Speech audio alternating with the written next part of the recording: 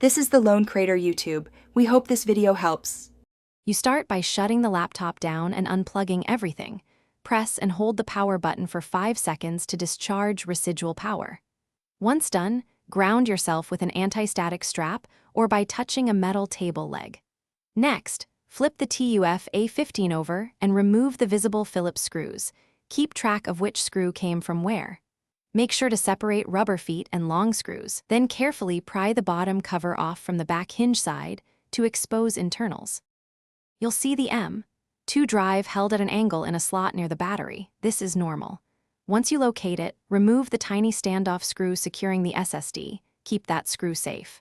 Gently lift the drive up to the vertical release angle and slide it out of the connector.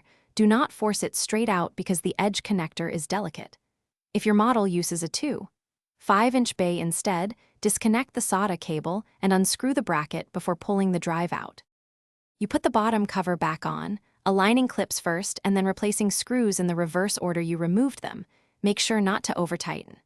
Once closed, boot into BIOS to confirm the SSD is removed or detected correctly, and then test in the OS using disk management. If you're replacing or reinstalling, handle the new drive the same way. If something goes wrong, like the drive not being detected, power down and check the standoff screw. Look for debris.